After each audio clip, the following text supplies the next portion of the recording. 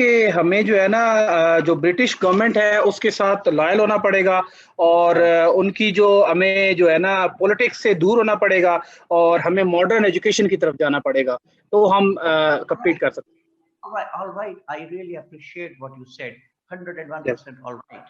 लेकिन ये बीच में ये जुमले मोमल है अल्फाज कि जी हमें सर। जो है ना उनके साथ लॉयल होना पड़ेगा और हमें जो उनकी जो है ना वो हमें पॉलिटिक्स के साथ से अलूफनेस, ये तो हमें जो है ये क्या है?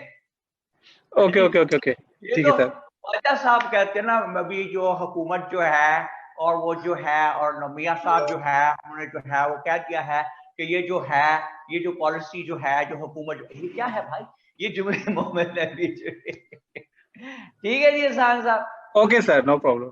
बच के रहना, एग्जैक्ट बात बतानी है, ठीक है? Okay sir. एग्जैक्ट है कि जब बारिश आता है तो पानी आता है, ज्यादा बारिश आता है तो ज्यादा पानी आता है, ठीक है भाई? जी सर, राइट। ओके, सीधी सीधी बात किया करें हमारे साथ आप, आपको बात ओके समझ में सर। क्या कह रहा हूँ? जी सर। मैं ये कह रहा हूँ कि सर सैयद अहमद खान जो है उनकी ट्रिनिटी पॉलिसी ये थी कि aloofness from politics, try to become loyal with the British government, और तीसरी चीज क्या है? Get the modern education. जब मॉडर्न एजुकेशन मिलेगी तो आपका सिलसिला बनेगा जॉब्स का, लेकिन मॉडर्न एजुकेशन खाली से हसान हमें जॉब नहीं मिलनी थी जब तक बिल्कुल। हम उनकी लॉयल्टी हासिल ना, उनको लॉयल्टी प्रूव ना करते, और जब तक हम उनकी एनिमिटी जो है उसे रिमूव ना करते अलूफनेस फ्रॉम पॉलिटिक्स इख्तियार करके, so that they would have been able to know कि ये मुसलमान जो है ये तो पॉलिटिक्स में है ही नहीं, सो ये हमारे कंपेटिटर नहीं है, तो ना आप उनके कंपेटिटर बने, ना वो आपसे खौफजदा हो, पॉलिटिक्स से आप अलूफनेस इख्तियार कर लें और लॉयल्टी उन्हें शो कर दें, एजुकेशन हासिल कर लें। उससे क्या होगा? उससे ये होगा कि जब आप एजुकेशन हासिल करेंगे, दुश्मनी है नहीं तो आपको जॉब्स मिलनी शुरू होंगी। When you will be get the jobs, so you will be having the economic prosperity. When you will be having the economic prosperity, only then you will be having the social respect. When the social respect will be there, so your religion will be respected. When your religion is respected, so it means that you are categorized as a nation, and as a nation you are respected. So these are the valuable services rendered by a distinguished person, Sir Syed Ahmad Khan. But still, in spite of all these valuable services, many people are there who are not happy with the efforts of Sir Syed Ahmad Khan. Rather, they were against Sir Syed Ahmad Khan. So I told to you people कि had those been some ordinary people जो एतराज कर रहे थे sir Syed पे, अगर तो कहते आम लोग होते तो their statements would have been ignored very easily. लेकिन वो आम लोग नहीं थे भाई, they were very very important people. ये हाजी सैयद आबिद हुसैन हैं, ये मौलवी जुल्फिकार अली साहब हैं, ये मौलवी फजलुर रहमान साहब हैं जिन्होंने देवबंद फॉर्म किया था। इनका अपना तारीख में बहुत बड़ा मकाम है, बहुत सर्विसेज हैं इस्लाम के लिए इनकी सब कॉन्टिनेंट में। इनकी स्टेटमेंट्स को इतने आराम से इग्नोर नहीं किया जा सकता। ये कहते थे कि सर सैयद तुम काफरों के एजेंट हो, sir Syed you are the Britisher agent of the Britishers, और कहते थे कि sir Syed you are implementing the agenda of the Britishers. यहां तक समझ आएगा आपको बात? जी सर, बिल्कुल समझ आ गई सर। मैं ये कहता हूं कि इस एक जुमले को लिखे पहले। जी sir. Sir Syed you are the agent of, Sir Syed, you are the agent of Britishers. दूसरा जुमला लिखें इसके नीचे एक लाइन छोड़ के। जी sir. Sir Syed, you implement the agenda of Britishers. Sir Syed, you implement the agenda of Britishers. ये जो जुमला है इसको डब्बे में डाल दे, बॉक्स में। Okay sir. डब्बे में किस में डाला भाई? डब्बे में सर। डब्बे में डब्बा, डब्बे में केक। ओ मेरा प्यारा दोस्त, लांतियों में एक, ठीक है जी। नो सर, लोग ऊपर से नेक, लोग ऊपर से नेक, अंदर से सांप, ऊपर से नेक। अच्छा, वाह जी वाह, वाह जी वाह। वेरी गुड, आपने भी मिसरा मुकम्मल किया है जी। तो हसन कोई शेर सुनाओ यार, कोई शेर आता है तो। सर शेर, कोई नकर नहीं नहीं, ये वक्त नहीं है नहीं नहीं का, तेरी इस नहीं नहीं ने मुझे छोड़ा नहीं कहीं का। वाह वाह वाह वाह जी वाह, क्या खूबसूरत आपने सनत तकरार इस्तेमाल की है जी। नहीं नहीं से है जी। फूल जी सर। लेकर फूल आया, फूल से मैंने कहा तुम तो खुद ही फूल थे, फिर फूल लाए किस लिए। और खड़क सिंह के खड़कने से खड़कती हैं खिड़कियां, और खिड़कियों के खड़कने से खड़कता है खड़क सिंह। और जिस चाह की मुझको चाह थी वो चाह ना मुझको मिल सकी, इस चाह की मुझको चाह नहीं, इस चाह को चाह में डाल दो। ठीक है आसान।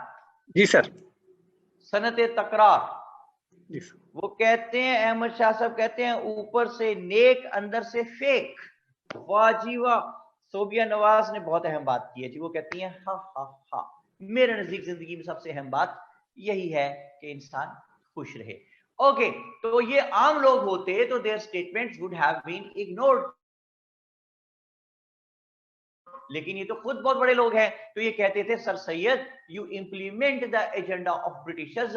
क्या ये लोग ठीक कहते थे या क्या ये गलत कहते थे, it's yet to be decided. और डिसाइड कैसे किया जाएगा जी, इसे डिसाइड करते हैं जरा सा माजी में जाके। ठीक है जी आसान, सर। माजी में चले। चले सर, हम निकाल रेडी। अपना गैजेट, गैजेट निकाल अपना डोरेमोन वाला, चले माजी में। सर मैं रेडी हूँ बस। रेडी है, चले जी माजी में। 1830s, 1830 में इंग्लैंड में एक पाई था। कौन था आसान? भाई सर। भाई नहीं, पाई। पाई। एक पाई था। एक पाई था जी। पाई जा। वो कहता है, उसका नाम था जी लॉर्ड मैकॉले। ठीक है, लॉर्ड मैकॉले। तो उन्होंने कहा, ब्रिटिश गवर्नमेंट ने लॉर्ड मैकॉले को कि जा मैकॉले जा। ठीक है, क्या ओके, कर हसन? कि जा क्या निकाले जा। जी ले अपनी जिंदगी। ठीक है, मैकॉले सब कॉन्टिनेंट को जा ओके। और गली गली मोहल्ला मोहल्ला घूम और हमें एक रिपोर्ट प्रोवाइड कर कि हाउ वी कैन कंकर सब continent along with its message. क्योंकि एक मरतबा किसी जगह पे कब्जा कर लेना आसान होता है, but if you want to prolong your rule in that area, तो you have to conquer the hearts of the locals, the natives as well. तो लोगों के साथ कंकर कैसे करें सब कॉन्टिनेंट को? तो मैकॉले आ गया जनाब इंडिया। जी वेला सर। मैकॉले गली गली मल्ला मल्ला घूमा, और फिर मैकॉले ने 2 फरवरी 1835 को एक रिपोर्ट दी। 2 फरवरी 1835 मैकॉले एक रिपोर्ट देता है जिसका नाम है तारीख में मैकॉलेज रिपोर्ट। ओके। मैकॉले इस रिपोर्ट में कहता है कि I have moved all the length and breadth of India and have found no beggar, no thief, high moral values, high caliber of the people, so we cannot conquer subcontinent along with its masses। तो ये तो नाकामी की report है। तो फिर Macaulay आगे कुछ रिकमेंडेशंस देता है जिनको तारीख में हम कहते हैं मैकॉलेज रिकमेंडेशंस। Edmund okay. भेज दी हुई है इनको।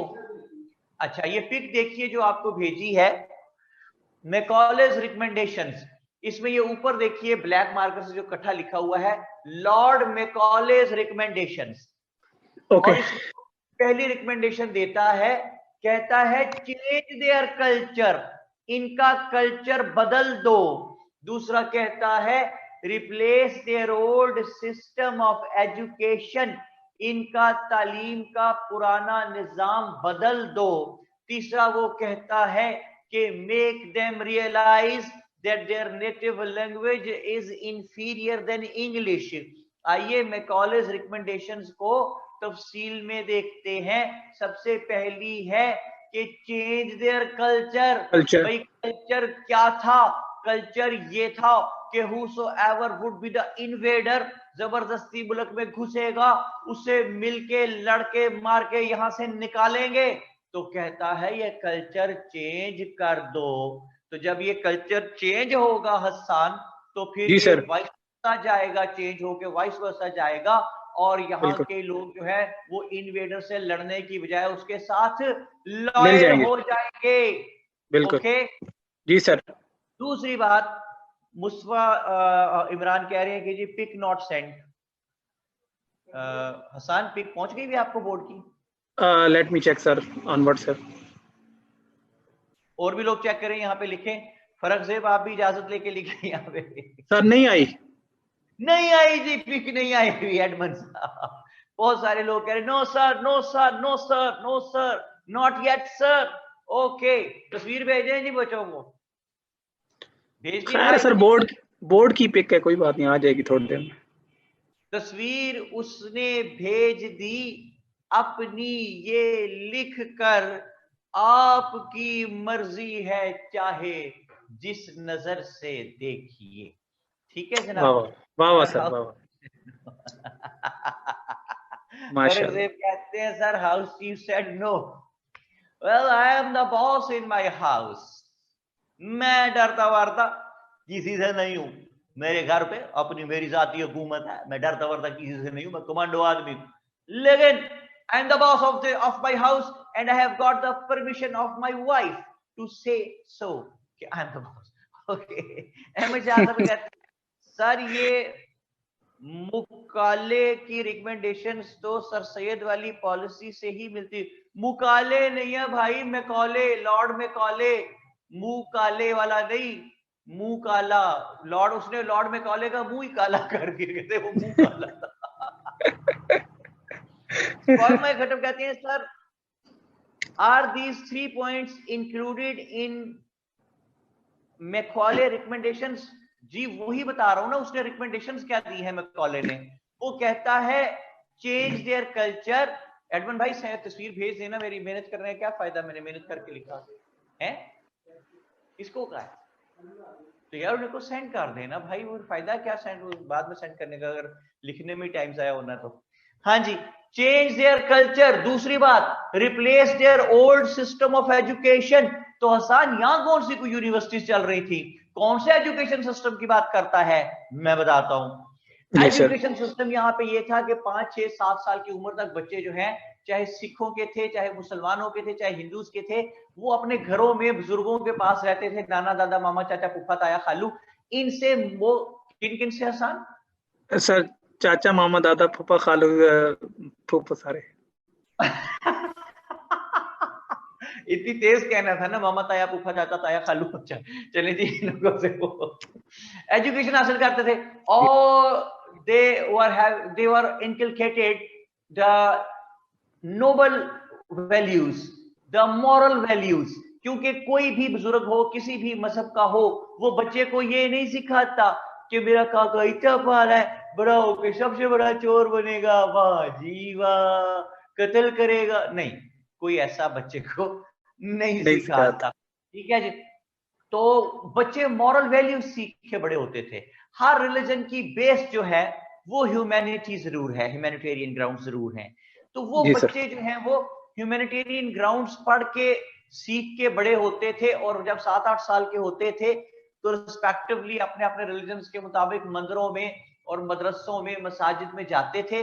वो भी मजहब जो है वो भी आपको ह्यूमैनिटी सिखाते हैं, कोई भी मजहब हो दुनिया का, कोई मजहब आपको ब्लड शेड नहीं सिखाता, कोई मजहब आपको चोरी डाका कत्ल नहीं सिखाता, जुल्म नहीं सिखाता। हर रिलीजन जो है उसकी बेस ह्यूमैनिटी होती है। तो वो सारे बच्चे जो हैं वो ह्यूमैनिटेरियन ग्राउंड सीख के बड़े होते थे। ठीक है जी सर। तो जी सर। वो जब बड़े होते थे इन मॉरल वैल्यूज के साथ, तो जो मॉरल वैल्यूज वाला बंदा है वो चोर नहीं होता, वो भिखारी नहीं होता, ठीक है, वो हाई मॉरल वैल्यूज वाला होता है, हाई कैलिबर वाला होता है। तो यही तो मैकॉले कह रहा है कि इनका एजुकेशन सिस्टम बदल दो, ताकि ये हाई मॉरल वैल्यूज सीखने की बजाय ये बेवकूफ उस्ताद को बाप समझते हैं, इनको ये सिखाया जाए कि उस्ताद जो है simply an employee, an ordinary employee of yours, the way many other people serve you, the watchman, the guard, the gardener, the chef, everybody who is serving you, who is being paid by you, he is your servant. आप टांगे में school आते हैं, जो भी आप उसको एक आना एक पैसा उस जमाने के मुताबिक देते हैं, टांगे वाला जो है that has been hired by you, वो आपका एम्प्लॉय है, तो वो एम्प्लॉय होके पैसे लेके अपने अपने जो काम है रिस्पेक्टिवली वो करते हैं, उस्ताद जो है वो पढ़ाता है। तो बाप का दर्जा का है को भाई, तो ये जब आप बाप का दर्जा देते हैं तो उस्ताद की बात आपके ज़हन में नक्श रहती है, लेकिन जब आप उसको एम्प्लॉय चलते हैं तो फिर उसकी बातें नक्श नहीं होती, वो सिर्फ सिलेबस पढ़ते हैं आप उसको और वही पे बात खत्म हो जाती है वो। तो ये इसने कहा कि replace their old system of education. और आखिरी बात देखिए कितनी अहम है, जिसकी तरफ कभी कोई तवज्जो नहीं करता। लॉर्ड मैकॉले की रिकमेंडेशन है, असली बेड़ा गरक वो कर गया हुआ सब कॉन्टिनेंट का, लॉर्ड मैकॉले। उसने रिकमेंड किया कि मेक देम रियलाइज, नेटिव्स को make them realize that their native language is inferior than English। ठीक है जी सर। तो जब कोई ये मान लेता है कि मेरी नेटिव लैंग्वेज आपकी लैंग्वेज से इंफीरियर है, तो वो सिर्फ यही नहीं मान लेता कि मेरी जबान आपकी जबान से कमतर है, वो ये भी मान लेता है कि मेरी कौम आपकी कौम से कमतर है। इतना लैंग्वेज का। तो आज भी हसन साहब आप एक फैक्ट्री के मालिक हैं, आपने ऐड दिया एडमिनिस्ट्रेटर रखने के लिए, 2 लड़के आए हैं, एक एमए इंग्लिश है एक एमए उर्दू है, आप एमए इंग्लिश वाले को प्रेफर कर देंगे। True sir. कि नेटिव लैंग्वेज को इंफीरियर समझना, whosoever speaks English in our society, हम खामखा उससे मरूब हो जाते हैं। ठीक है, लेकिन जी सर, ऐसी ऐसी जगह इंग्लिश बोलते हैं हम कि आप तसव्वुर नहीं कर सकते। अमरूद वाले को जाके कहते हैं gentleman what is the rate of these guavas today, look awesome. ठीक है, तो मुझे तो नहीं पता चल रहा क्या हुआ है। अच्छा जी, मारिया आसिफ कहती हैं जी कि sir is this question authentic? If you look it up it has been widely discredited as a होस्ट। कौन सा क्वेश्चन बेटे, किस क्वेश्चन की बात कर रही है मुझे पता ही नहीं है। Unfortunately it is embedded in us. बिल्कुल मुस्तफा इमरान ठीक कहते हैं, ये हम में मौजूद, अब तक मैकॉले की ये रिकमेंडेशन हमारे में मौजूद है कि we always prefer the language, the English language. ठीक है, हमारी ऐसा कहती है कोटेशन है क्वेश्चन। अच्छा बेटे आई एम वेरी सॉरी, मेरे से वो दूर है, जरा सा मुझे वो पढ़ने में जरा सी उसे दुश्वारी, कोटेशन ही लिखा हुआ आपने। ठीक है, कौन सी कोटेशन ऑथेंटिक है? If you look it up it has been widely discredited as. भाई कौन सी कोटेशन का जिक्र कर रही है? मैंने तो कोटेशन की बात ही नहीं की बेटा। लॉर्ड मैकॉले की रिकमेंडेशन की बात करें ना, कोटेशन कहां से आ गई बीच में? रिकमेंडेशंस हैं बेटा, बिल्कुल यही उसकी रिकमेंडेशंस हैं। अब वो ऑथेंटिक है तो मैं उन्हें क्या करूं? अच्छा जी, मेरी बात सुनो ध्यान से, छोड़ो सर। ये 3 रिकमेंडेशंस हैं लॉर्ड मैकॉले की। Change their culture, replace their old system of education and make them realize that their native language is inferior than English.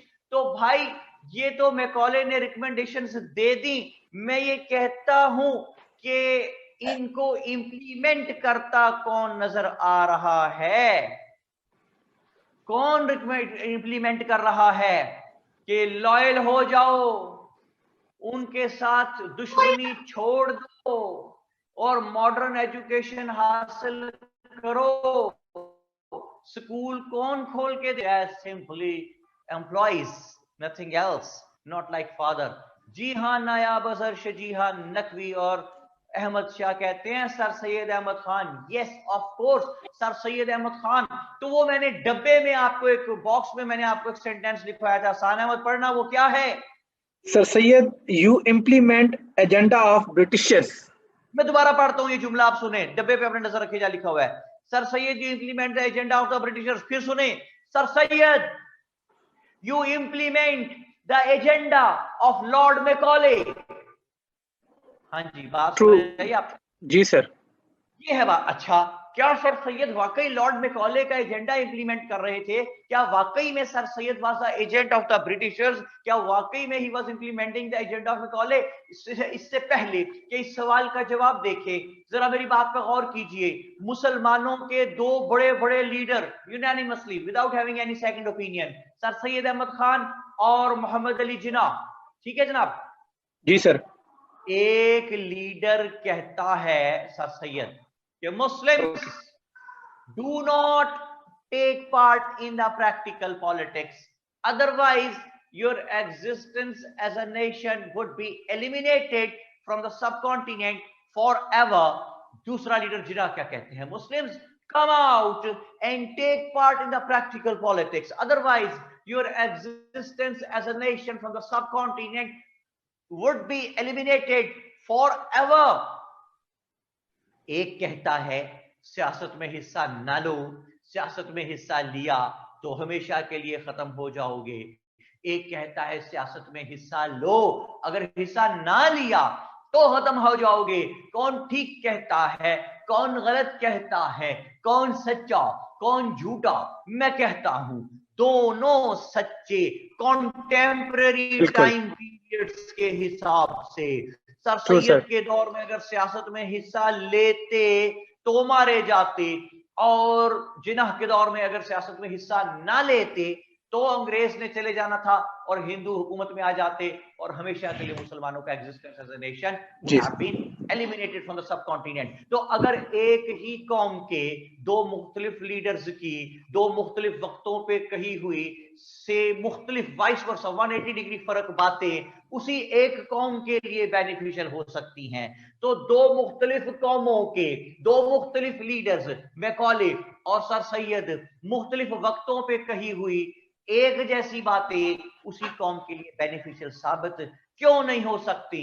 Hence it has been proved कि whatsoever Sir Syed Ahmad Khan recommended, whatsoever Sir Syed told to the Muslims, those all things had really become the need of the time, and those had got nothing to do with the recommendations given by Lord Macaulay. Yes, incidentally those matched with the recommendations given by Lord Macaulay, but whatever Sir Syed was saying, those were not under influence of the Macaulay's recommendations, because you see Sir Syed says loyal, try to become loyal with the British government। मुझे बताइए कि was there any other option available to the Muslims? Had they not become loyal with the Britishers तो मारी पड़नी थी ना भाई। और अभी जी सर उनके कंपेटिटर बन जाओ, उन उठा के बार भाई, ओ भाई अभी तो सोए थे मक्तल को सुरखुरू करके, अभी तो इतनी मार पड़ी थी 1857 में वॉर ऑफ इंडिपेंडेंस में, तो वही मार जो है उसके असरात ही खत्म कर रहे हैं सर सैयद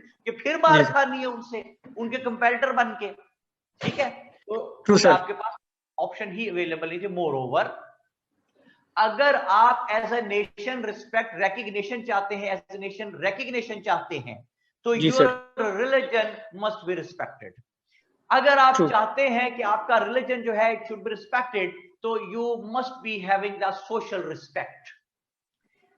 जब आपकी सोशल रिस्पेक्ट है तो सोशल रिस्पेक्ट कहां से आएगी? वो आएगी इकोनॉमिक प्रॉस्पेरिटी से। इकोनॉमिक प्रॉस्पेरिटी कहां से आएगी? वो आएगी जॉब्स से। अब उस जमाने में जॉब्स कहां से आएंगी? वो आएंगी एजुकेशन से, मॉडर्न एजुकेशन से। तो अगर मुसलमानों को मॉडर्न एजुकेशन पे कन्विंस न करते तो मुझे ये बताइए कि मुसलमानों का एग्जिस्टेंस कहां रह जाना था? ना जॉब्स मिलती इनको, इकोनॉमिक प्रॉस्पेरिटी होती, ना सोशल रिस्पेक्ट होती, ना इनके रिलीजन की रिस्पेक्ट होती, ना ये बतौर नेशन रिकॉग्नाइज होते। तो they would have been crushed up to this extent. That's what the Britishers wanted, to crush the Muslims up to this extent that they would never be able to raise their heads again as a nation, and they would never be able to raise their heads in order to compete the Britishers, in order to become a threat for the Britishers, in order to become a hazard for the Britishers, and in order to become a source of throwing out the Britishers from the subcontinent। वो कोई बात समझ में आती है भाई? जी sir, बिल्कुल sir. But sir, he was a leader, an educated person with a broader vision. How could he ignore the deep impacts of Trinity reforms? कौन से deep impacts भाई? बड़े अच्छे इम्पैक्ट्स हैं उसके। ये जो आप यहाँ बैठी इस वक्त इंग्लिश में मेरे से सवाल पूछ रही हैं और जो मैं आपसे खड़ा इंग्लिश में उर्दू में बात कर रहा हूँ खड़ा, ये सर सैयद की बदौलत है बेटा, वरना अभी हम जी मार खा रहे होते कहीं वहां पे इंडिया में। सर, क्योंकि मुख्तलिफ दौर में जो लीडर्स होते हैं और जो रिफॉर्मिस्ट होते हैं सर, उनके जो डिसीजंस होते हैं वो उस वक्त के हालात के मुताबिक किए जाते हैं। अब वो आने वाले वक्त को देख के नहीं किए जाते। अगर सर सैयद अहमद खान उस वक्त वो हमारे हालात को देख के, मुस्लिम्स के हालात को देख के वो डिसीजंस ना लेते, तो कायद आजम और अल्लामा इकबाल आने वाले वक्तों में इतनी एजुकेशन ना ले पाते और वो इतने अपने आप को ग्रूम ना कर पाते कि वो फिर सियासत में आते। तो इसलिए जो भी फैसले किए जाते वो उस वक्त के हिसाब से किए जाते हैं। शाबाश, वेरी वेल सेड हसन। देखें कितनी उन्होंने खूबसूरत बात की कि अगर ये इम्पैक्ट्स ना होते सर सैयद के स्टेप्स के, तो आपको जिन्ना और इकबाल जैसे, मोहसिन मलिक जैसे, वकारुल मलिक जैसे लीडर कहां से मिलने थे? और had this leadership not been there, तो आपने मुस्लिम लीग की मूवमेंट मुस्लिम लीग कहां से बनानी थी? मुस्लिम की मूवमेंट आपने कैसे चलानी थी? आपने पाकिस्तान कैसे बनाना था? तो डीप इम्पैक्ट्स जो है वो जाहिर अंडर कंसिडरेशन थे। तो सोवियत तो डीप इम्पैक्ट्स तो अच्छे ही आए ना, ट्रिनिटी पॉलिसी के रिफॉर्म्स के, बेटा बुरे तो नहीं आए। तो अच्छा जी, अब एक क्वेश्चन जो पूछा जाता है एग्जाम में कि whether sir Syed Ahmad Khan was a pro Britisher और नॉट। ठीक है जी एहसान साहब? जी सर। तो हमें यह देखना है कि सर सैयद प्रो ब्रिटिशर थे या नहीं थे। इसके लिए मैं आपको जरा सा तारीख में लेके जाता हूं कि जिस वक्त मैंने आपको याद होगा बताया था आपको कि sir Syed issued a pamphlet with the name of Risala Baraye Asbabe बगावत हिंद, ये बात हुई थी जी आसान। जी सर। फिर इसको it was translated into English, और जी इंग्लिश सर। में ट्रांसलेट करके इसको हमने भेजा था इंग्लैंड, जिसमें कि जी सर सैयद ने ब्रिटिशर्स को ये रियलाइज करवाया था कि भाई ये वार ऑफ इंडिपेंडेंस जो है ये सिर्फ लोकल्स का कसूर नहीं था, ये ब्रिटिशर्स आपका भी कसूर था, क्योंकि you people never provided the general message of subcontinent with any kind of platform with the help of which they would have communicated their problems, their reservations to the British government. तो platform तो दो भाई, क्योंकि मैंने आपको क्या कहा था कि रुतों का कायदा है वक्त पर ही आती जाती है। तुम्हारे शहर में क्यों रुक गया फरियाद का मौसम? तो भाई जहां फरियाद का दर बंद हो जाता है वहां रिवॉल्ट ऑलवेज टेक्स प्लेस। तो सर सैयद अहमद खान ने when he highlighted this to the British government, तो British government thought about it, and obviously not overnight but with the passage of time such kind of decisions take place। तो sir Syed Ahmad Khan के recommendations पे, उनके point out करने पे, highlight करने पे 1885 में ब्रिटिश गवर्नमेंट ने एक इदारा यहां पे बनाया जिसका नाम था इंडियन नेशनल कांग्रेस। ठीक है जी सर। एलन एक्टिवियन ह्यूम एक रिटायर्ड इंग्लिश ब्यूरोक्रेट था। Alan Activian Hume, who had been provided the services in subcontinent for a very longer period of time, so he was very well aware of the demands, the opinions, the desires and the psyche of the Indians. That is why he formed Indian National Congress in 1885. When Indian National Congress was formed, so it was stated that it is a political representative body of all the Indians living here, regardless of their religion, indiscriminately. It belonged to everybody, every people, every person, like Hindus जी के sir. लिए ये political representative body थी। Muslims भी खुश थे कि हमारी भी पॉलिटिकल रिप्रेजेंटेटिव बॉडी है, सिख भी खुश है, पारसी भी खुश है, सांसी भी खुश है, क्रिश्चियन भी खुश है, हिंदू भी खुश है, मुस्लिम भी खुश है। क्यों? कि now no one would be able to deprive them of from their constitutional fundamental rights, as they were all deprived of their rights after the war of independence 1857, और indiscriminate killing हुई थी ब्रिटिशर्स के, जिसका जिल चाहा जिसको उठाया उसको मारा, कत्ल किया, टांगे तोड़ी, कोड़े मारे। तो अब ऐसा नहीं होगा। क्यों? Now they were having their own political representative body with the name of Indian National Congress। Congress. जी sir. True. No, this institution which was formed, Indian National Congress, it was a liberal organization, and first it was the organization who used to represent everybody up to the mark, with a neutral approach. It used to represent everybody living in here in subcontinent. But in 1890, just after the 5 years of its inception, what happened? A very, very rigid extremist Hindu, young extremist Hindu, Bal Gangadhar Tilak, BAL, Bal Gangadhar Tilak. He was a young Hindu extremist leader. He joined Indian National Congress in 1890 and he converted Indian National Congress into a Hindu favored organization. He converted Indian National Congress into a Hindu favored organization. जी एक second, तस्वीर मिल गई आप लोगों को board की? जी sir. जी लिखे यहाँ पे, बाकी लोग भी लिखे यस अगर तस्वीर मिल गई है तो बोर्ड की, ताकि सर अभी नहीं आई। सर अभी नहीं आई। एडमिन भाई तस्वीर बजरिया डाक भेज रहे हैं यार। सर बारिश है ना, इस वजह से डिले हो गई है शायद। तलागंग में बारिश हो रही है इस वक्त? सर अभी तो नहीं हुई, लेकिन सुबह हुई है 7 बजे, 7 से 7:30 तक। अच्छा सर, कौन सी ऐसी स्क्रूटनी हो रही है? अहमद शाह कहते हैं कौन सी ऐसी स्क्रूटनी हो रही है जो पिक्चर आ ही नहीं रही होता। अहमद शाह तो काफी शरारती चीज है यार, है। अच्छा जी, जायदा फारूक आ गई है, शुक्र है जी, बड़ी देर बाद आई मेरी बेटी, आज पहले नजर नहीं आई थी। कराची के थ्रू भेज रहे हैं सर, रास्ते में ही डूब गई है।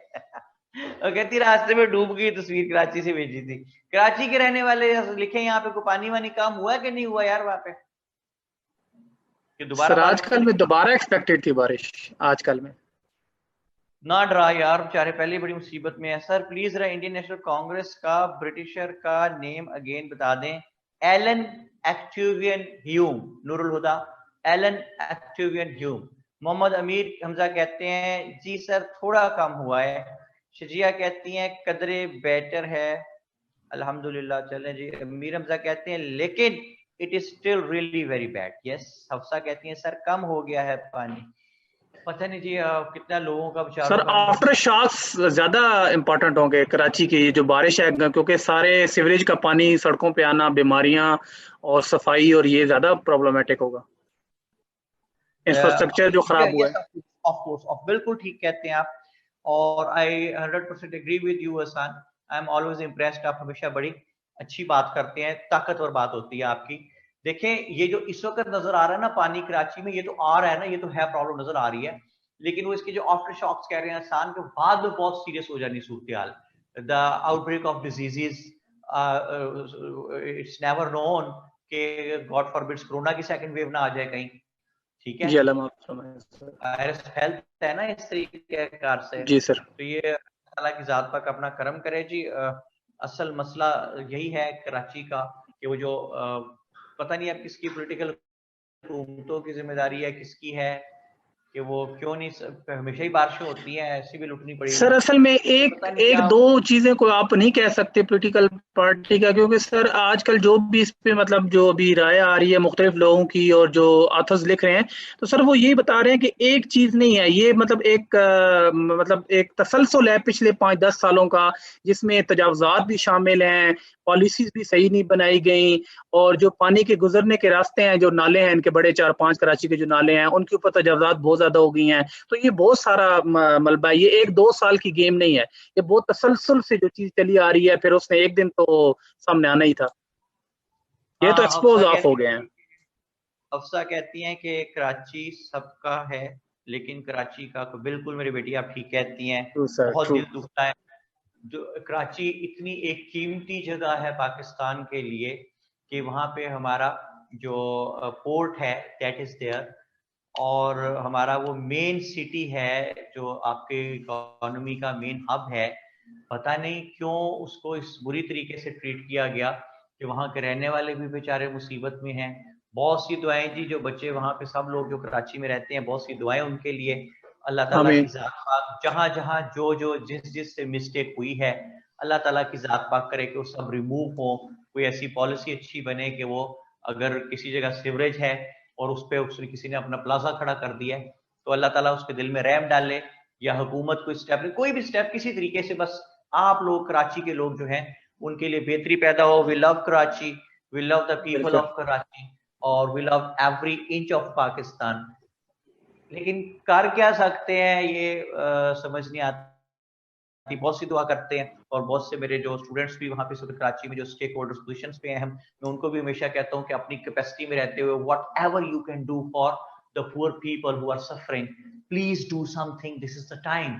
हम इन चक्रों में फंसे हुए हैं कि जनाब वो कौन क्या कर रहा है, क्या नहीं हो रहा, इन चीजों को छोड़े भाई, ये टाइम नहीं है। आप अर्तगरल देखना बंद करें। आप घोड़े पे बैठ के कराची के हालात ठीक नहीं कर सकते। आपको फौरन कुछ करना होगा, इंडिविजुअल लेवल पे करें, अपनी अपनी केयर करनी शुरू करें। देखें शायद कोई सिस्टम किसी, मुझे नहीं मालूम, लेकिन मैं, माई हेड स्टार्ट्स बॉइलिंग और मेरी आंखों में आंसू आ जाते हैं। मैं देखता हूँ इस वक्त लोगों को तड़पता हुआ। हम लोग जो, आप लोग मेरे से इस वक्त बात कर रहे हैं, you are the privileged people. आप यकीन करें, आपको उतना नुकसान हो भी जाएगा तो आप बच जाएंगे। लेकिन वो गरीब रोजी रोटी एक जगह पे फुटपाथ पे बैठ के कमाता था, वो तो कई दिन से भूखा है ना, कई दिन से फाकों पे चला गया वो गरीब आदमी। इन बातों पे तो उनका क्या बनेगा? I am really afraid of. मैं सोचता हूँ तो मैं खौफजदा हो जाता हूँ, कितने लोग भूखे सो रहे होंगे, कितने लोगों के बच्चे भूख से बिलक रहे होंगे वहां पर। लेकिन हम लोग इस तरह नहीं सोचते हैं। मुझे, आई एम रियली वंडर्ड कि हम क्या कर रहे हैं, हम कैसे इंसान हैं। एनीवे जी, क्या होता है वो कि आदमी को भी मुयस्सर नहीं इंसान होना। ये मिसरा, इस पे कभी गौर कीजिएगा कि आदमी को भी मुयस्सर नहीं इंसान होना। ये आदमी तो है लेकिन वो इंसान नहीं है। इंसान क्यों नहीं है? कि इंसानियत से दूर चला गया हुआ है। बहुत मेरा दिल दुखता है इन बातों पे। मैं फिर वो डर के बंद कर देता हूँ चीजें, सोशल मीडिया में नेट भी ऑफ करता हूँ, मैं देखता ही नहीं हूँ, क्योंकि मुझे बेबसी का एहसास होता है। मैं क्या कर सकता हूँ? अपने लेवल पे रहते हुए 5, 10, 15, 20, 50, 30 लोगों की मदद करूँ और क्या कर लूंगा? लेकिन वो जरूर करता रहता हूँ कि चलो वही सही, अपने हिस्से की शम्मा तो जलाते जाए हम समहाउ। जी सर। ओके, आप लोग भी जो कराची में रहते हैं, जो प्रिविलेज पीपल, कोशिश करें कि आपके घर जो लोग काम करने आते हैं, जिनके घर जो हैं वो डूब गए हुए हैं, कई कई दिन से खुले आसमान के नीचे, कई दरख्तों के नीचे पनाह लिए हुए बैठे हैं, मुश्किल से पता नहीं कहाँ का, प्लीज उनकी मदद कीजिए। और कुछ नहीं कर सकते तो मेरी बात सुने, आप हैरान रह जाएंगे कि सिर्फ एक मीगर अमाउंट 4 से 5 हजार रुपए की, ये एक नॉर्मल साइज की फैमिली के लिए महीने का राशन आ जाता है इसमें। ये मुझे भी जिंदगी में पहली मरतबा पता चला जब ये कोरोना आया और हमने काम इस पे शुरू किया बहुत से लोगों के लिए। तो आई केम टू नो कि 4 से 5 हजार रुपए में एक फैमिली का राशन पूरे महीने का आ जाता है। यार, हमें 4-5 हजार रुपए मैटर ही नहीं करता। अल्लाह का फजल है, हम सारे प्रिविलेज्ड लोग हैं। तो प्लीज अपने अपने जहां जहां रहते हैं, जो कोई गरीब है, मुसीबत में फंसा हुआ है, 4-5 हजार से it's not a big deal, लेकिन जाके उसके लिए अगर आप राशन उसको दे दें तो शायद उसका महीना गुजर जाए और उसके बच्चे भूखे ना रहे। बेशुमार चीजें आती हैं, दालें और वो चीनी और वो क्या होता है ऑयल वगैरह, आटा, मतलब वो भूखा नहीं ना रहेगा। आटा होगा, घी होगा, दालें होंगी, वो चलता रहेगा, सिस्टम चल रहेगा, उनका भूखे नहीं रहेंगे। हाँ, ये करने की कोशिश करते रहा करें जी। आई एम वेरी सॉरी, मैंने आपका नहीं सर, अच्छी बात है सर। हाँ जी। तो मैं क्या कह रहा था? मैं ये कह रहा था कि 1885 में जब इंडियन नेशनल कांग्रेस बन गई, तो आप तक 1885 में जब इंडियन नेशनल, यार वो पिक चली गई है भाई। अच्छा जी, तो 1885 में इंडियन नेशनल कांग्रेस बनती है और ये देखिए कि मैं यहाँ पे ये लॉर्ड मैकॉलेज की रिकमेंडेशन में मिटा रहा हूँ, ये मजबूरन जो मैंने लिखी थी, मैंने आपको लिखवा भी दी है ये। और आप 1890 में इंडियन नेशनल कांग्रेस जो है, it was converted into a Hindu favored organization due to the presence of the leaders like बाल गंगाधर तिलक। अच्छा जी, तो देखिए जनाब, ये है हमारा आजकल का प्यारा पाकिस्तान, ये गंदा इंडिया, और ये बंगाल आ गया। ये जो बंगाल है, it was a huge area, Bengal was। जी सर। अकेले बंगाल की आबादी जो है वो फ्रांस के बराबर थी उस जमाने के। फ्रांस के बराबर थी, 78.5 मिलियंस।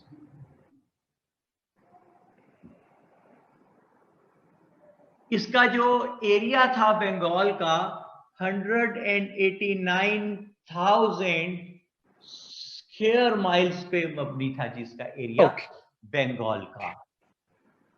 अगर आपको मैप पे थोड़ा सा समझ आ रही हो तो मैं पहले आपको एक बात बताऊं कि 1899 से 1905 तक यहां पे एक वायसराय आया जिसका नाम था लॉर्ड कर्जन। लॉर्ड कर्जन जो है, he was a very very innovative person. और फिर हम देखते हैं कि 1905 से लेके 1911 तक यहां पे एक वायसराय आता है जिसका नाम था लॉर्ड मिंटो। ये भी वायसराय था। ये जरा नोट कर लीजिएगा कि 1899 से 1905 तक एक वायसराय आता है जिसका नाम था लॉर्ड कर्जन, और फिर 1905 से 1911 तक 6 साल एक वायसराय आता है जिसका नाम था लॉर्ड मिंटो। ओके। ये जो लॉर्ड कर्जन था, he was a very innovative person. He went to Bengal to visit the different areas. As I told to you people, that Bengal was such a huge area that the Viceroy of India could visit Bengal only once in his tenure of 5 years. इतना वसी area था ये कि 5 साल में viceroy भी एक ही दफा जा पाता था। तो लॉर्ड कर्जन जब वहां पे गया तो ही ऑब्जर्व कि बंगाल के 2 हिस्से हैं। एक समझ लीजिए आप ईस्टर्न बंगाल है, ये जो मैं ग्रीन कर रहा हूं, it is eastern Bengal. Total population आसान मैंने कितनी लिखवाई है बंगाल की आपको? 78.5 मिलियन। शाबाश। इस 78.5 मिलियन में से ये जो ईस्टर्न बंगाल है, जो मैंने ग्रीन किया है एरिया बंगाल का, आधा उधर ईस्ट साइड वाला, ये इसकी आबादी थी 31 मिलियन। 31 मिलियन। इन 31 मिलियन में से 18 मिलियन जो हैं दोज वर मुस्लिम्स, और 12 मिलियन जो हैं दोज वर हिंदूज, और 1 मिलियन जो हैं those were others. So इस तरह you can see that in the eastern Bengal Muslims were in majority, जैसे कि आपने देखा कि 31 मिलियन टोटल रहते हैं जिनमें से 18 मिलियंस वर द मुस्लिम्स। अच्छा, ये जो मैं रेड कर रहा हूं एरिया, पहले तो ये देखिए ये वेस्टर्न बंगाल का एरिया है और ये कैलकाटा है, जो रेड मैंने गोला बना दिया है, ये कैलकाटा है। तो कलकत्ता में we can see that it was having the seat of the government. Calcutta में गवर्नमेंट की सीट थी। यहाँ पे गवर्नमेंट की सीट का क्या मतलब है? कैपिटल था गवर्नमेंट का। और all the progressive works of the government used to take place in and around Calcutta. ठीक है, अमीर हमजा कहते हैं जी पिक रिसीव्ड, वेरी गुड जी, शुक्र अल्लाह का। अच्छा जी, इन एंड अराउंड कलकत्ता, उससे क्या होता था कि the people of western Bengal, जहां पे जी सर कलकत्ता है, where the majority living was of the Hindus, and Hindus जो हैं, ये जो वेस्टर्न बंगाल का एरिया है, it was having full of facilities, it was having full of the communicational networks, the job opportunities were there, banks were there, courts were there, ports were there, journalism was there, schools, colleges, universities were there, teachers were there, a lot of people were studying there, or the majority living there was of the Hindus, those who used to speak Hindi, which was a superior language in those days. I'm talking about Western Bengal, where the majority of the Hindus was there. Yes, sir. Whereas the Eastern Bengal is concerned, so Lord Curzon observed that at the same time the people living in eastern side of Bengal, they were really suffering and they were having no communicational networks, any roads वगैरह कोई नहीं थी, They were having no court. Their port of Chittagong was not operative, or journalism was not there. Banks were not there. Schools, colleges, universities were not there. Job opportunities were not there. And the majority living there was of the Muslims. They used to speak Bangla, which was an inferior language in those days. So when Lord Curzon observed all this, he became really very much worried about the proper administration in Bengal. So he decided to do something, as I told to you people, he was a very innovative man, Lord Curzon was. He decided to do something for the poor people of Bengal, and in order to do something, he decided to make the partition of Bengal and to create two new provinces, Western Bengal and the other one was Eastern Bengal. उससे क्या होता है, देखिए आपने अक्सर सुना होगा, हमारे साउथ पंजाब के जो दोस्त हैं वो अक्सर कहते हैं कि साउथ पंजाब को न्यू प्रोविंस, एक भावलपुर, भावनगर वगैरह जो उसे अलग सूबा बनाया जाए। तो अलग सूबा बन जाने से क्या होता है भाई, आपको अलग टेरिटरी मिलती है, अलग रेवेन्यू मिलता है, अलग सब्सिडीज मिलती है, एडमिनिस्ट्रेशन मिलती है, अलग गवर्नर मिलता है, अलग चीफ मिनिस्टर मिलता है, तमाम एडमिनिस्ट्रेटिव पावर्स आपके अपने पास आ जाती हैं, and you are unable to make some good for the people of your area. ये न्यू प्रोविंस बनने से होता है। तो इसी तरह जब ये न्यू प्रोविंस बना ईस्टर्न बंगाल का, तो the people living there were started getting all those facilities which the people of a separate province can attain. जैसे कि ढाका का हाई कोर्ट बन गया, चिटागांग का पोर्ट ऑपरेटिव हो गया, जर्नलिज्म का सिस्टम स्टार्ट हो गया, बैंक्स बन गए, यूनिवर्सिटीज बननी स्टार्ट हुई, कॉलेजेस बने, स्कूल्स थे, people started going towards the schools, colleges, universities, education आना शुरू हुई, जॉब्स मिलना शुरू हुई, रोड्स बनी, नेटवर्क बना, इकोनॉमिक प्रॉस्पेरिटी आना शुरू हुई, इससे majority living there was of the Muslims, they started becoming prosperous, मुसलमानों को फैसिलिटीज मिलनी शुरू हो गई। ये बात हिंदूज को पसंद ना आई, and they started making severe agitation against the British government।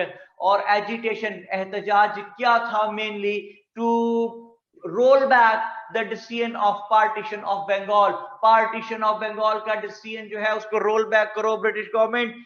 अच्छा जी, most awful aspect for the Muslims was that these agitational works, whatever was going on, those were going on through the platform of Indian National Congress। तो Muslims जो थे they were really dejected and rejected। किस बात पे? इस बात पे कि यार इंडियन नेशनल कांग्रेस तो हमारी भी थी, इसने खुद तो हमें क्या फायदा पहुंचाना इंडियन नेशनल कांग्रेस ने? अगर ब्रिटिश गवर्नमेंट के किसी स्टेप से हमें फायदा पहुंच रहा है पार्टीशन ऑफ बंगाल होने से, ये उसको भी कहते हैं ब्रिटिश गवर्नमेंट पे जोर डाल रहे हैं, एजिटेशन कर रहे हैं to roll back the decision of partition of Bengal. ये कैसा जुल्म है? यही तो कयामत है ना, कि अगर हमें फायदा पहुंच रहा है तो ये कहते हैं कि पार्टीशन ऑफ बंगाल का डिसीजन रोल बैक कर दो। तो मुसलमान दुखी हैं, डिजेक्टेड हैं, रिजेक्टेड हैं। हसन, मुसलमानों का दुखी होना बनता है? जी सर, बनता है। दुखी हैं, डिजेक्टेड हैं, रिजेक्टेड हैं। बिल्कुल सर, ट्रू। ऐसे में मैं आपको क्या कहता हूं सबको कि मेरे साथ प्रवास करने के लिए तैयार हो जाइए। अब हम रेडी हैं विजुलाइज करने के लिए चीजें। आसान, रेडी हैं? ओके, तो प्रवास की तो पहुंचे, एक कोठी का गेट है, गेट जी सर, अंदर लंगर लगा हुआ है सर। नजर आ रहा है? नजर आ रहा है? जी सर, नजर आ रहा है, अंदर लंगर है। हाँ, कोठी के गेट से हम एंटर हुए, साथ ही बड़ा सारा एक लॉन है। लॉन में एक बहुत ही ग्रेसफुल से बुजुर्ग हैं जो बैठे अखबार पढ़ रहे हैं। ये ग्रेसफुल से बुजुर्ग कौन है? ये नवाब मोहसिन अल मलिक हैं। जी सर, नजर आ रहे हैं नवाब साहब आपको? गुड। ये नवाब मोहसिन अल मलिक इंग्लिश अखबार पढ़ रहे हैं, अचानक शदीद टेंशन में आ गए हैं। टेंशन में आए तो क्यों टेंशन में आए हैं? नोट कीजिए, इन्होंने एक स्पीच पढ़ी है। स्पीच किसने डिलीवर की है? लफ्ज लिखे, लॉर्ड मॉर्ले की स्पीच है। लॉर्ड मॉर्ले, एरो डाल के लिखे, लॉर्ड मॉर्ले है कौन? Secretary for Indian affairs. Secretary for Indian affairs. Lord Morley ने ये स्पीच कहां की है? उसने ये स्पीच ब्रिटिश पार्लियामेंट में की है, ब्रिटिश पार्लियामेंट में। उसने स्पीच में ऐसा क्या कहा है जिससे नवाब साहब परेशान हो गए हैं? उसने कहा है, लिखें कि नेक्स्ट टाइम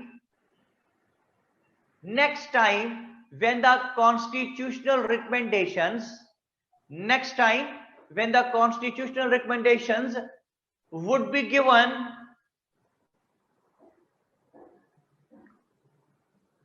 in India,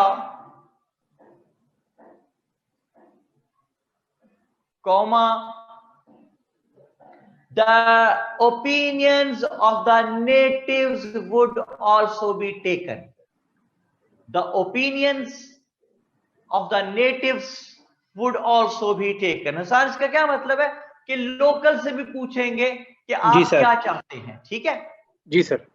कहता है कि जब नेक्स्ट टाइम कॉन्स्टिट्यूशनल रिकमेंडेशन देंगे तो लोकल से पूछेंगे कि आपके लिए इसमें क्या क्या रखा जाए।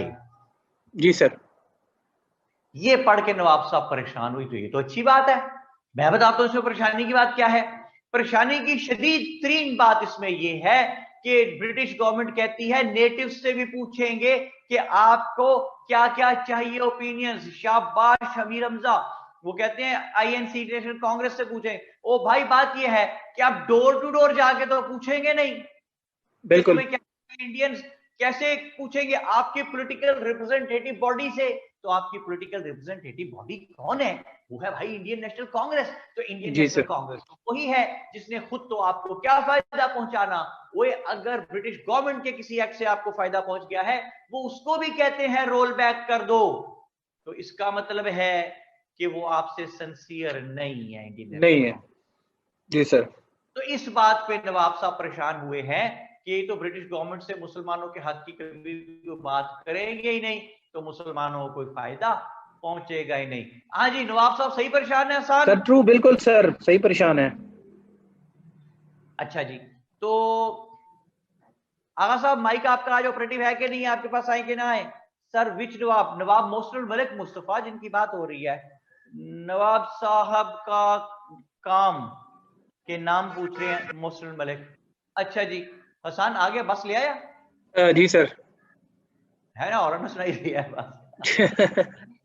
अच्छा जी, हसन बेटे से लेते हैं इजाजत। बहुत लंबी आज हमने इससे बात की, बहुत thank you sir, thank you so much. God bless you Hasan, जीते रहो, सलामत रहो। और मेरी बात कराएं जी। आप किससे बात कराएंगे? मेरी बात करा दें आप किससे बात कराएं? मेरी बात कराएं जी नायाब अजहर से।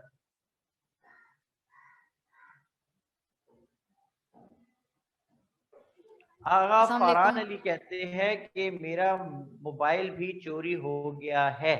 तो बेटा ये लेक्चर किस चीज पे, लैपटॉप पे अटेंड कर रहे हो? जी वालेकुम अस्सलाम। कौन है मेरे साथ? नायाब। हाँ नायाब, कैसी है बेटा? मैं ठीक, आप ठीक है सर? या फाइन थैंक यू। क्या हो रहा है नायाब? पढ़ाई। आप, मैं भूल गया हूँ, किस शहर में थी आप? लाहौर। लाहौर में ही? अच्छा चलो फिर ठीक है। तो मतलब तैर के तो नहीं जाना पड़ता ना, कि बोट की जरूरत तो नहीं है? नहीं शुक्र। कराची में तो उन्होंने क्रीम बोट भी स्टार्ट कर दी है, मैं देख रहा था, बड़ा दिल दुखा मेरा देख के। अच्छा हसन क्या कहते हैं? सर हर दौर के फिरौन के लिए अल्लाह पाक कोई ना कोई मूसा जरूर भेज देते हैं। हसन यहाँ इस बात की क्या तुक है जी? लॉजिक बताएं, मुझे समझ नहीं आई मेरे बेटे, बात किस कॉन्टेक्स्ट में लिख रहे हो? ओके नायाब, यहाँ तक कहानी समझ आ रही है आपको? जी सर। ओके, तो ये तो नायाब वही है ना, थोड़ा सा बोलती है ना? आपको याद आ गया है? याद आ गया? मुझे याद आया, आपने कहा जी सर मुझे याद आ गया, तो वही है यार। अच्छा चलिए ठीक है। तो नया प्रैक्टिस किया थोड़ा सा बोलने की कि नहीं की? आज बोलूंगी। बोलेगी, चलो वेरी गुड वेरी गुड, शाबाश। बस इतना भी नहीं बोलना कि मैं लेक्चर ही नहीं दे सकूं, ठीक है? अच्छा, तो नया बात कहां तक पहुंची है? नवाब मोहसिन मलिक साहब परेशान है, परेशानी समझ आ गई है? जी जी। अच्छा, तो सही जस्टिफाइड है ना परेशान होने में? जी सर। अच्छा, तो नवाब मोहसिन मलिक जो है ये परेशान बैठे हैं कि यार ये तो बड़ा मसला हो गया, इंडियन नेशनल कांग्रेस हमारी फेवर की बात कभी करेगी नहीं। तो इन्होंने फौरी तौर पे अपने जो इलीट ग्रुप जो दोस्त थे सारे उस जमाने के मुस्लिम बड़े बड़े लीडर्स, पढ़े लिखे लोग, उनको बुलाया अपने घर, वो सारे इकट्ठे हो गए। यहाँ पे हमें एक बड़ी इजाद होती नजर आती है दुनिया में। नायाब सुन रही है? जी सर, सुन रही हूँ। क्या होती नजर आती है? इजाद। इजाद। सारों ने आके कहा मोहसिन, नवाब मोहसिन मलिक को, मोहसिन व्हाट्सअप। तो यहां से फिर व्हाट्सअप बना। ठीक है, अच्छा। ये लिखना देना ना यहाँ पर बनाना देना व्हाट्सएप का मोनोग्राम यहाँ पे। ओके जी, व्हाट्सएप बन गया। तो इन्होंने कहा मोहसिन व्हाट्सएप। तो नवाब मोहसिन मलिक ने सारी बात सुनाई, सारों ने ये बात सुनी, and they unanimously came to the conclusion कि ये तो मसला बड़ा गड़बड़ हो गया, इंडियन नेशनल कांग्रेस हमारी फेवर की बात कभी नहीं करेगी। सो उन्होंने डिसाइड सबने किया कि हमें खुद जाना चाहिए किसके पास? वॉइस राय के पास। तो वॉइस राय तब तक आ चुका है लॉर्ड मिंटो, तो वॉइस राय के पास जाना है। अच्छा, तो वॉइस राय के पास तो जाना डिसाइड हो गया। ओ भाई, वॉइस राय से अपॉइंटमेंट कैसे मिलेगी? दिस इज द प्रॉब्लम कि वॉइस राय से अपॉइंटमेंट अब कैसे मिले भाई। तो वॉइस राय से अपॉइंटमेंट मोहसिन मलिक साहब ने कहा कि फिक्र ना करो, मैं आपको अपॉइंटमेंट लेके दूंगा। नया बात समझ आई? कैसे? तो नवाब मोहसिन मलिक ने क्या किया, जरा लिंक लिखते जाए साथ साथ। नवाब मोहसिन मलिक का दोस्त है आर्चबोल्ड। आर्चबोल्ड कौन है? वो MAO कॉलेज का प्रिंसिपल था।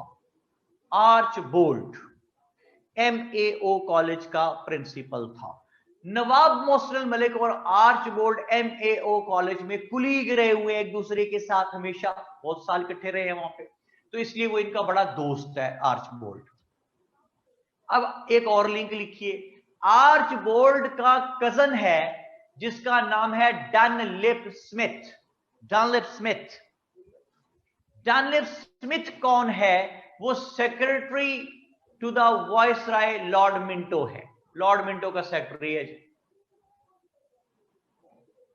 तो नवाब मोहसिन मलिक ने आर्चबोल्ड को खत लिखा कि अपने कजन डनलिप स्मिथ को कह के मुसलमानों के डेलीगेशन को लॉर्ड मिंटो से अपॉइंटमेंट दिला दे।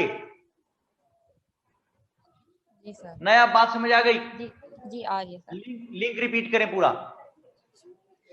मैं करूँ? अच्छा, आर्चबोल्ड MAO कॉलेज का प्रिंसिपल था, जो नवाब का फ्रेंड था। नवाब ने लेटर लिखा आर्चबोल्ड को, कोलीग को अपने, कि हमारी अपॉइंटमेंट करवा दें वॉइसरॉय लॉर्ड मिंटो से। सारा लिंक आपने बीच में गायब कर दिया है, पूरी बात फिर सुने।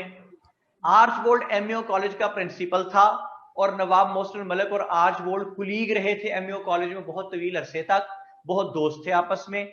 और जो नवाब मोहसिन मलिक का दोस्त है आर्चबोल्ड, आर्चबोल्ड का कजन है एक जिसका नाम है डनलिप स्मिथ। डनलिप स्मिथ जो है वो है सेक्रेटरी लॉर्ड मिंटो का। तो नवाब मोहसिन मलिक ने आर्चबोल्ड को खत लिखा और उसको कहा कि आर्चबोल्ड अपने कजन डनलिप स्मिथ को खत लिख, जो के सेक्रेटरी है लॉर्ड मिंटो का, उसको कह डनलिप स्मिथ को कि मुसलमानों के डेलीगेशन को लॉर्ड मिंटो से अपॉइंटमेंट दिला दे, हमने कोई जरूरी बात करनी है। अब बात पूरी समझ आ गई नायाब? जी जी सर। वो लिख रहे हैं जी आपके बारे में कि नायाब ने पूरे महीने के लफ्ज इकट्ठे बोल दिए बेचारी। भाई नायाब, नायाब बेटा तू तो लड़कियों का नाम डबो देगी सारा बोलने में है। ये तो सुनने में तो लड़कियां बहुत बोलती हैं भाई, तू तो बोलती ही नहीं बेटा। अच्छा, वहां पे सारी ला रही है कि हाँ मैं नहीं बोलती। मुझे क्या नजर आ रहा है सारे ला रही है, मुंह से बोलो नया। जी जी मेरा बेटा है ना, उसका छोटा सा ताया का फोन आता है बाहर से, तो वो कहता है अलीशान बेटे क्रिकेट खेल रहे हो? वो क्या कह रहे हैं? यार उसको नजर आ रहा है, तू सारे ला रहा है, मुंह से बोल भाई। अच्छा जी, तो नया बोल के बात करते हैं भाई। ओके, अच्छा अच्छा सर, ऐसा। चलिए, बड़ी मेहरबानी। अब मैं देखता हूँ नया आपका बोलती हो कितना बोलती है। हाँ जी, तो नवाब मोहसिन मलिक का ये खत मिला आर्चबोल्ड को और आर्चबोल्ड ने कहा कि Mohsin Malik you are justified, वाकई आपको अपॉइंटमेंट मिलनी चाहिए। उसने बात की डनलिप स्मिथ से जो उसका कजन था। डनलिप स्मिथ को ये लिखा कि हमें अपने बॉस लॉर्ड मिंटो से मुसलमानों को अपॉइंटमेंट दिला दे, तो उसने अपॉइंटमेंट दिला दी। आर्च बोल्ड के कहने पे डनलिप स्मिथ ने लॉर्ड मिंटो से मुसलमानों के डेलीगेशन को अपॉइंटमेंट दिला दी और ये 36 पीपल हेडेड बाय सर आगा खान ये पहुंचे जनाब अली शिमला, क्योंकि वो था उस वक्त लॉर्ड मिंटो शिमला गया हुआ था छुट्टियां गुजारने, ये उसकी छुट्टियां हराम करने शिमला पहुंच गए। नया बात समझ आ रही है? जी सर, जी सर आ रही है। ओके, शिमला पहुंच गए, जाके कहने लगे लॉर्ड मिंटो साहब, क्या कहते हैं? लॉर्ड मिंटो साहब? नहीं नहीं ऐसे, लॉर्ड मिंटो साहब बोलो कैसे? लॉर्ड मिंटो साहब ऐसे कहते लॉर्ड मिंटो ने कहना था। हंस क्यों रहे हो, चलो बाहर निकलो सारे।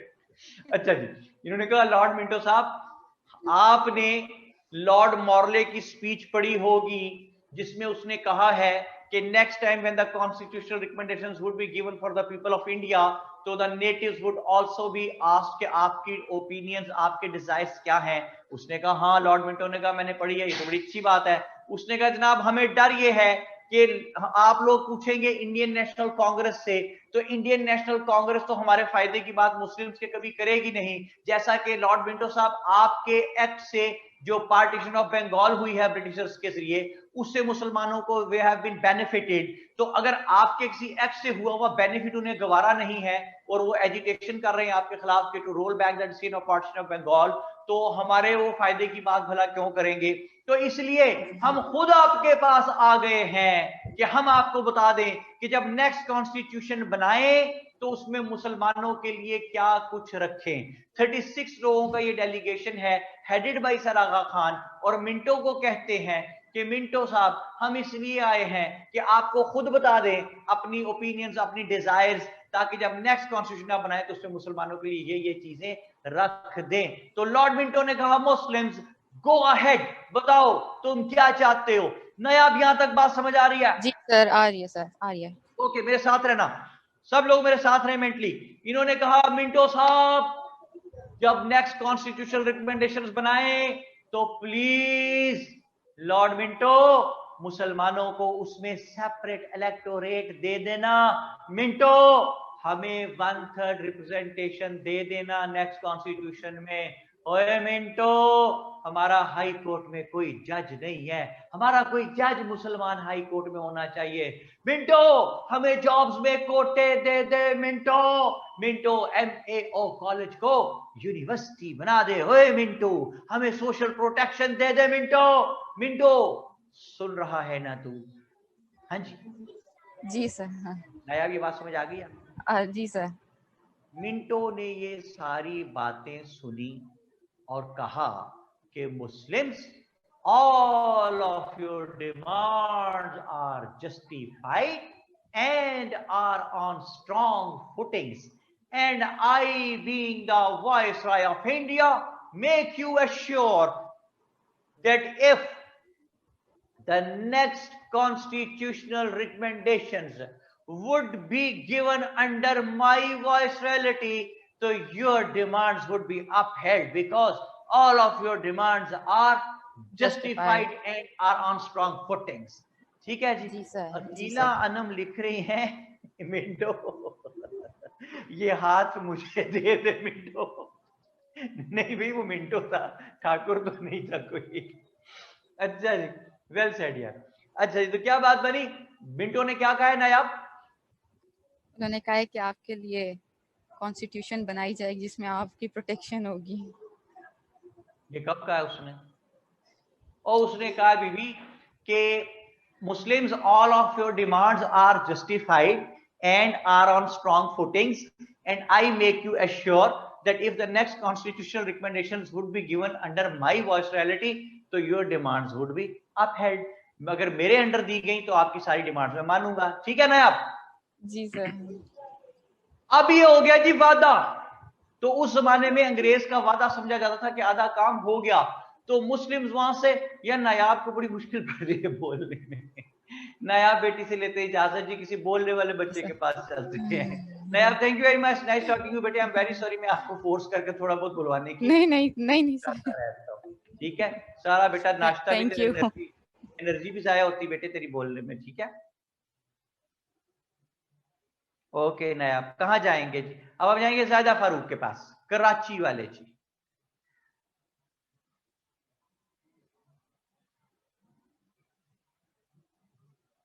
जी जनाब, हेलो। अस्सलाम वालेकुम सर। वालेकुम। जायदा मेरी बेटी कैसी है भाई? ठीक है अल्हम्दुलिल्लाह सर। ओके जायदा, यहाँ तक बात आपको समझ आई कि लॉर्ड मिंटो ने वादा कर लिया कि वो नेक्स्ट कॉन्स्टिट्यूशनल रिकमेंडेशंस जब देगा तो मुसलमानों की बातें मान लेगा, सारी डन है? जी सर, डन हो गया। तो ये सारे खुश हो गए जो डेलीगेशन किया हुआ था, क्योंकि अंग्रेज का वादा उस जमाने में समझा जाता था कि बात हो गई पक्की पक्की। तो ये खुशी खुशी वापस आए, शिमला से बॉम्बे वापस पहुंचे, रास्ते में खुशियों में ट्रेनों की छतों पे चढ़ गए, चल छैया छैया, खुशियों, ढोल ताशे भंगड़े, और बॉम्बे पहुंचे। और बॉम्बे पहुंच के इन्होंने सबको बताया कि हम कामयाब हो गए भाई, हम कामयाब हो गए। तो हम पढ़ क्या रहे थे जायदा? हम पढ़ रहे थे कि whether sir Syed was a pro Britisher और नॉट, ठीक है? जी जी ओके, तो ये खुश हैं, ऐसे में एक दूसरे को बताते फिरते हैं कि हम कामयाब हो गए। ऐसे में मोहम्मदन एजुकेशनल कॉन्फ्रेंस, जो कि सर सैयद अहमद खान का बनाया हुआ एक इदारा था, उसकी एनुअल मीटिंग आ गई। उस एनुअल मीटिंग में नवाब सलीमुल्लाह, मोहसिनुल मलिक, वकारुल मलिक जैसे तमाम सरकर्दा एलीट मुस्लिम लीडर जो थे वो सारे मौजूद थे। तो इन्होंने मोहम्मदन एजुकेशनल कॉन्फ्रेंस की एनुअल मीटिंग ये जो हो रही है 30 दिसंबर 1930 ढाका के मकाम पे हो रही है। और इसमें बात करते हुए जब इन्होंने बताया कि हमें ये सारी कामयाबियां ऐसे मिली और लॉर्ड मिंटो को हमने ये कुछ कहा, और मिंटो ने एग्री किया सब बातों से और कहा क्योंकि आपकी डिमांड्स जस्टिफाइड हैं और स्ट्रॉन्ग फुटिंग्स पे हैं, that is why I make you assure that if the next constitutional recommendations would be given in subcontinent under my viceroyalty, so your demands would be upheld. तो सारों ने कहा very good, बल्ले बल्ले हो गए भाई। सारों ने कहा जाहिदा कि इज इट सो सिंपल, बल्ले अगर हमारी डिमांड जस्टिफाइड हो तो ब्रिटिश गवर्नमेंट सारी की सारी मान लेती है? तो जवाब मिला लगता तो ऐसा ही है। तो फिर सवाल ये उठा कि अब तक कभी क्यों नहीं हमारी बातें मानी गई? तो जवाब ये बना सबका यूनानिमसली मिलके कि जनाब आज तक कभी इंडियन नेशनल कांग्रेस ने हमारी डिमांड्स ऊपर तक पहुंचाई ही नहीं, तो कैसे मान ली जाती हमारी बात जब ऊपर तक पहुंची नहीं सही तरह से? तो then unanimously it was decided among that people, among all those people of that house जो वहां बैठे थे, कि then why not to have our own separate political representative body with the name of Indian National Congress. Indian National Congress नहीं, All India Muslim League। 30 दिसंबर 1930 Mohammedan educational conference की annual meeting, और इसमें क्या बन जाती है जी? इसमें बन जाती है ऑल इंडिया मुस्लिम लीग। समझ आई शायद आपको? जी सर, समझ आ गई। जल्दी बोलो करो, किधर जल्दी बोल रहे हैं, जल्दी बोल रहे हैं, यस नो?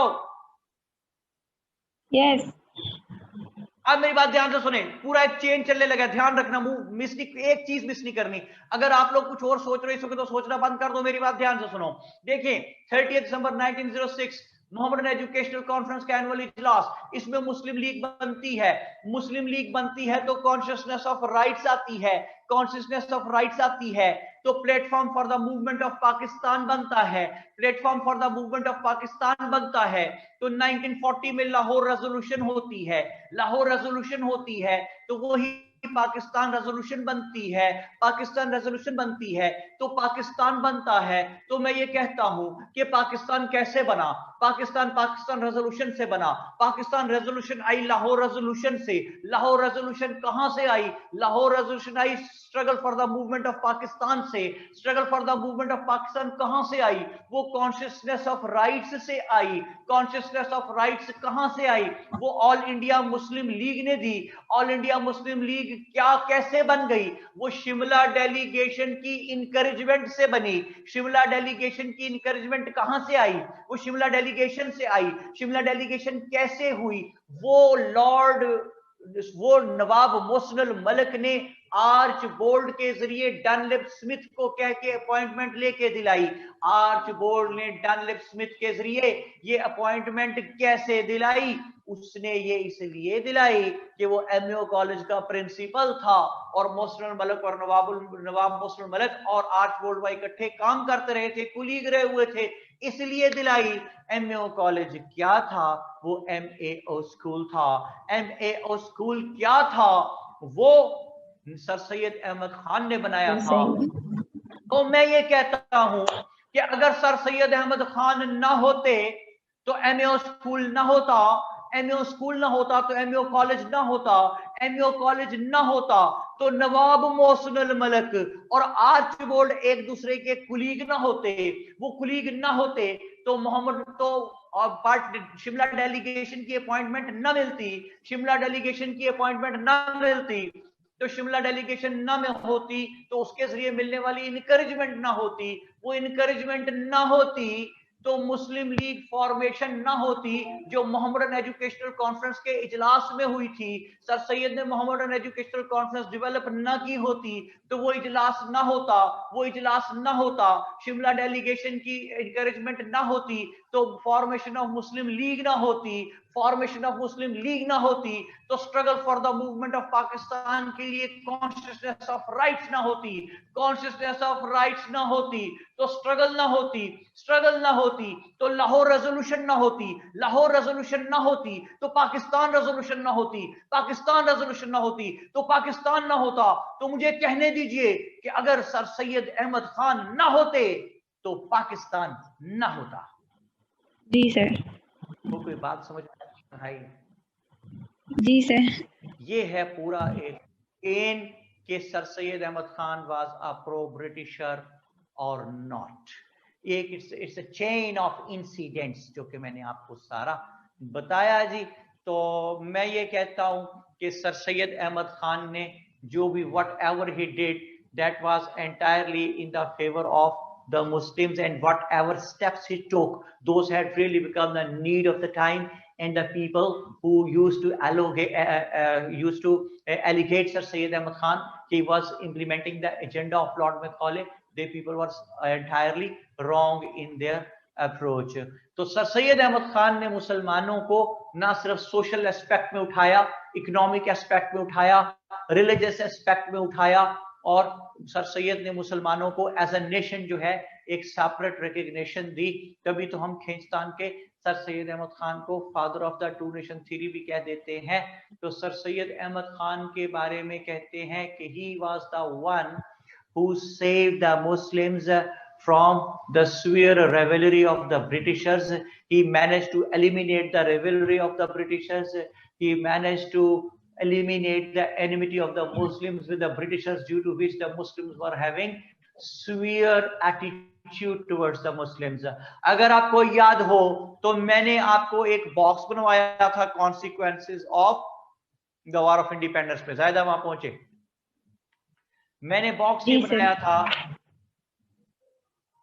बॉक्स जो बनवाया था इसमें हमने लिखा था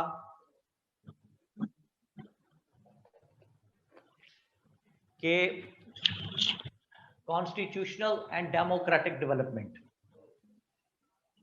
जी सर, स्टार बनवाया था।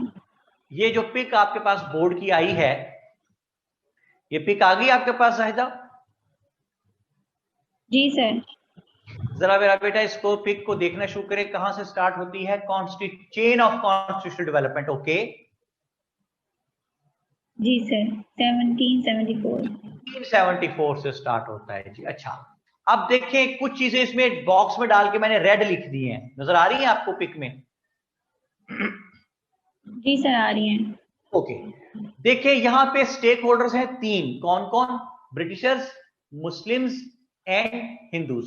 ओके, जी सर। ज्यादा इन तीनों में से, ब्रिटिशर्स, हिंदूज एंड मुस्लिम्स, इन तीनों में से इस पोजीशन में कौन है कि कोई चीज इंप्लीमेंट कर दे?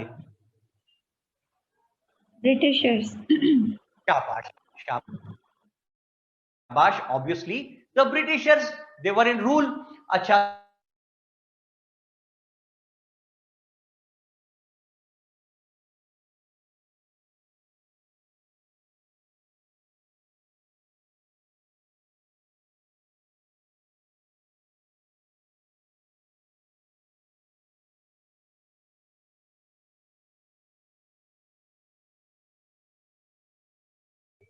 यहाँ के ये जो तीनों स्टेक होल्डर्स हैं, ब्रिटिशर्स, हिंदूज और मुस्लिम्स, इनमें से कोई दो या तीनों आपस में बैठ के डिसाइड कर रहे हैं कि जब नेक्स्ट कॉन्स्टिट्यूशनल रिकमेंडेशन बनाएंगे तो उसमें क्या कुछ होना चाहिए। ठीक है, ये इंप्लीमेंटेड नहीं है थ्रू द ब्रिटिश गवर्नमेंट, ये आपस में बात हो रही है। डन हो गया जी? जी सर।